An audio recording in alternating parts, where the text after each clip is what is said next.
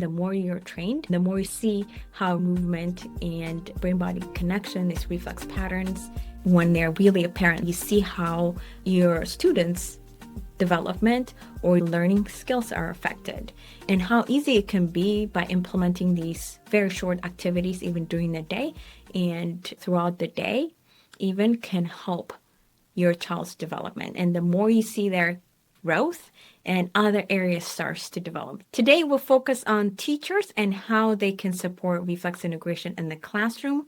Science teachers should watch for some signs of retained reflexes in students and what they can do about it. Let's start with some of the signs of a retained reflex pattern in the child's body and what it might look like. Some of the signs of retained reflexes in students include difficulty sitting still, bad posture, slouching on desk, losing place while reading or skipping a line, awkward pencil grasp, fine motor skill, maybe messy handwriting, messy eating. When eating, they're just missing their mouth a lot, avoiding physical activities. It can be participating in a playground, PE, sports, climbing structures. They may be avoidant movement. They might be timid. Activities like ball games or other movement-based tasks can be a trigger for them. They might not want to be active in those activities. And then the reverse side, you might also see kids who are hyperactive and crave certain activities, but that doesn't mean that we might not see a retained reflex in other areas. Emotional outbursts or low frustration or low tolerance to activities or even homework activities. If you give them paperwork in the classroom, that might create an emotional outburst. Usually the emotional outburst is a response to something else. So as a therapist, it's important to know like what came before that emotional outburst to know what's triggering these behavior responses. And then it can also be a lack of social skills. This is not directly on the reflex pattern retention, but because of the overwhelm that the child may have, not being able to cooperate or participate in these activities, sensory activities, that is really hard for the child, which most activities children do. It requires a lot of tumbling, running around, climbing, jumping, and playing ball. The play structure and being able to listen to kids when a lot of things are happening, being able to manage all that can be really overwhelming for a child who is overwhelmed already in their body, to be able to cooperate and play with the other kids. Indirectly, the secondary symptom can be it will affect their social skills and being able to participate. We also have to see the lack of movement, coordination, brain-body connection, stability, and calm. The lack of that will create something else. So that can be something you want to look into with the clients you're working on. And as a therapist and teacher, you can start observing challenges that your student is having in the classroom. They might feel behind because the sensory input, they have a lot to process. They're confused. It might be too much for them to listen to your verbal instruction and other auditory distraction that's happening, maintaining the upper body balance and responding to other sensory inputs that's happening, and then tolerating even sitting still and being able to engage with a teacher and with instruction that's fast-paced might be too overwhelming for the child. Obviously, most kids needs to be assessed and with a specialist to be able to understand what's really going on. But as a teacher, when you have 20 or 30 kids in your classroom, you don't have that ability to assess all these kids. Of course, you're also not trained, so that's not on you. But what you can do is observe the different challenges that your student is having in the classroom and start collecting data. Track what are the areas, when does this student have a harder time? What are the different activities that creating this behavior to happen? Or if you have certain behaviors happening in the classroom, what is the expectation that the child is not able to meet that's creating this behavior? So you can start collecting data, and a trained specialist, when they're doing the assessment, they can put it together and assess their child's body, understand where they are developmentally, and also in the classroom, their expectation, and be able to match them the activities or the homework or classwork activity so they can develop and grow. So for you as a teacher, that is, that areas that you're seeing like, the child, my client, my student is having a hard time being able to participate a certain way, just think of it as a red flag. And because 10 of you other students able to perform that task, it's important to know like, okay, if little Johnny's not able to do that, what is really going on with his body? And that's something that you be able to start to collect data. So how reflex retention shows up in behavior and academics. An integrated reflex pattern can look like attention, hyperactivity, can look like a lack of motivation, but often the child's body is working against these reflex patterns and making focus and coordination super hard. One example can be every time that the child is turning his head to the right or to the left when he's copying from the board, triggering the ATNR reflex pattern, which means every time the head turns to, let's say, the left side of the body will slightly extend, the right side of the body will slightly flex. Sometimes these movements are very slight, so you might not see it.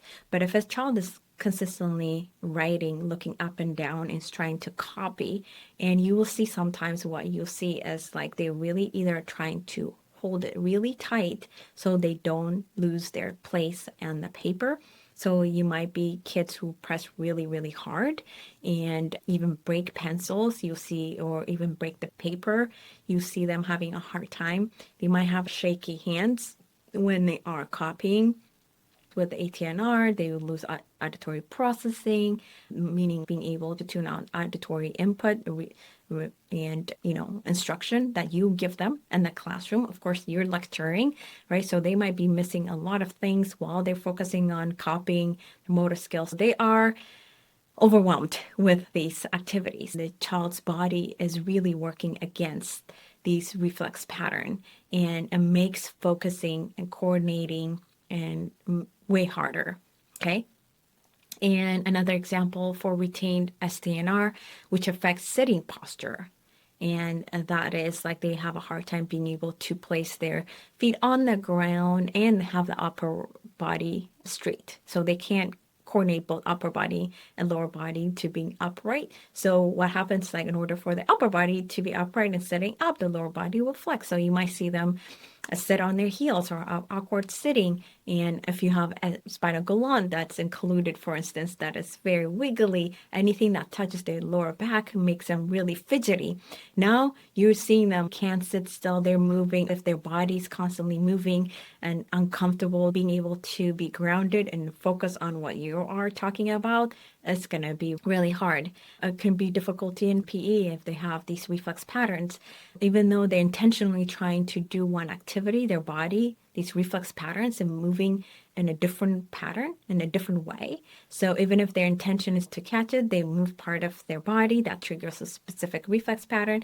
And from the outside, they look coordinated, the way they move, the way they run. You see there's something off with their movement pattern and they're not able to participate in the classroom. They start to learn that they are behind. Their peers are doing some activity. Now they're emotionally feeling defeated and I can't do it. So it's easier to say, I don't want to play, react emotionally instead of saying like, okay, I cannot do these activities and my peers are doing these activities and I feel bad about myself. Classroom-friendly activities teachers can embed can be very simple. For instance, we have an RITP school program that we have created. It is a Done For You program that our therapists are able to share with their teachers. And even some teachers come and learn is that consistently really targets these reflex pattern and during the day. So what we're trying to do is like create this repetition throughout the day, not just for the kids who, but for the whole class. I've been in this field for more than 2 decades, and creating a classroom program that the teacher is able to implement with the whole class is easier to implement. So for you, definitely we encourage you to use the RITP school program. Finding a program that you can implement with the whole class and implement in the classroom is the best way to do it. That's when I saw the most carryover. Teachers can embed simple movement breaks into the day-to-day. Even if you start with simple ones, you can start with cross-scroll activities that are really challenging cross-scroll activity that helps with the ATNR, for instance, and alternating right and left side, the right and left hemisphere, the right and left brain, coordination, timing, touching opposite hand to knee. We can start there. If you say, okay, we're going to all stop and do this movement activity, you'd be surprised to see your entire class do it, depending on what age level, and see how coordinated your students are.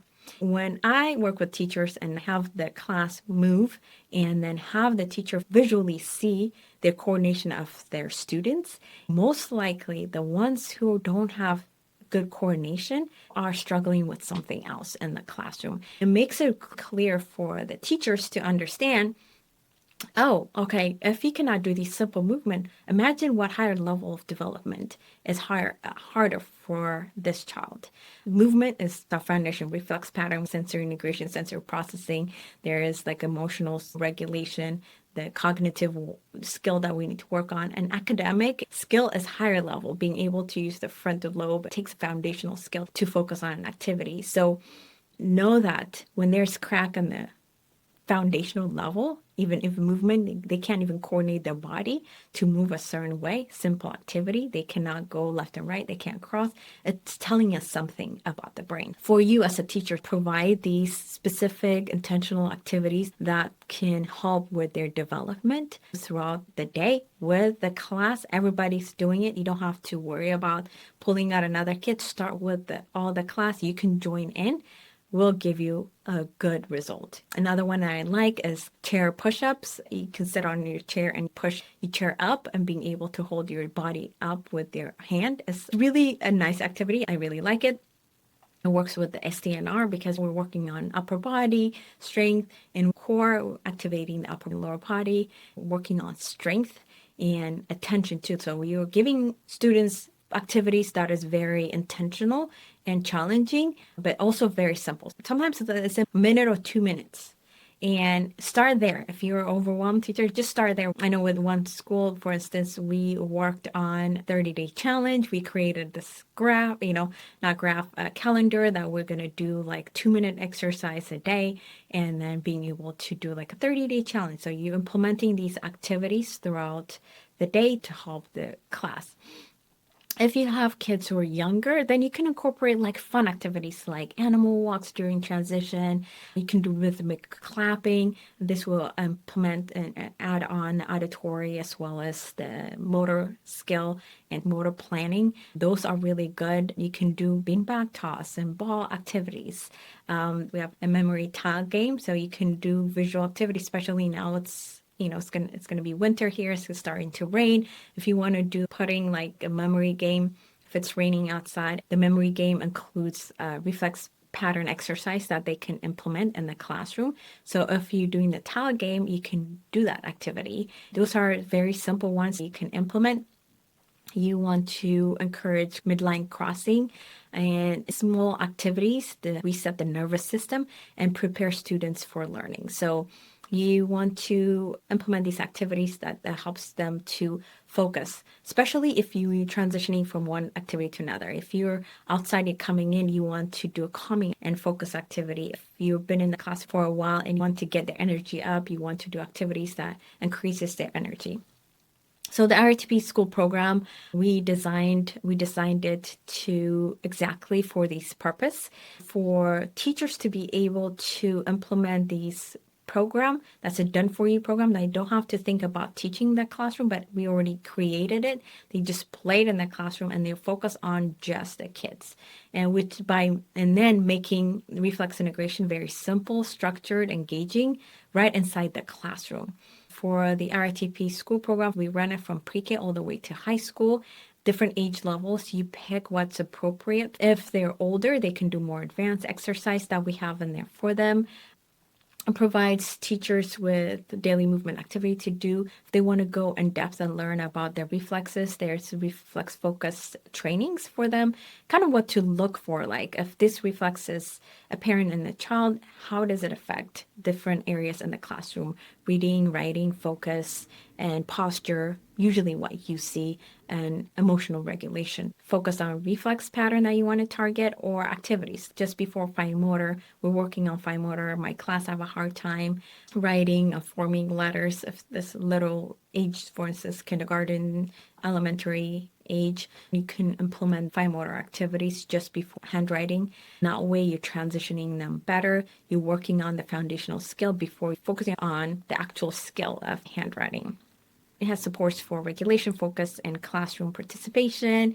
It can be implemented by teachers with consultation from an occupational therapist or someone trained in reflex integration work, so they can put together a playlist for you that can work best. If you are trained in the program, you know how to create a playlist for your classroom and in your class, see which kid will benefit more. The classroom implementation will be enough, but that's actually what they need as part of the class. Some of the kids do not want it being pulled out because for them emotionally, they don't like it, know something is wrong. They don't want to be isolated and pulled out of the class. So this solves that problem. So if you implement it for everybody, and which helps the specific children who actually need it, but also will benefit everyone in the class because it will only strengthen their brain body connection of the other kids. So why not just give it to everybody? We need to create something that the entire school will benefit, and even the teachers, by working on these foundational skills. So we're also working on the higher level. If we really work on the challenges that the child is facing, not just we want to improve academic skill, just reading and writing. Yes, we want that, but we also want the body regulated, being able to handle more challenges, the ability to take on more things as they grow older. So we really want to work on the foundational skills that helps not just the benchmarks that we're testing in the school, but the overall development. And collaboration between the teachers and the OT or the specialist was ideal if you have a therapist working with you.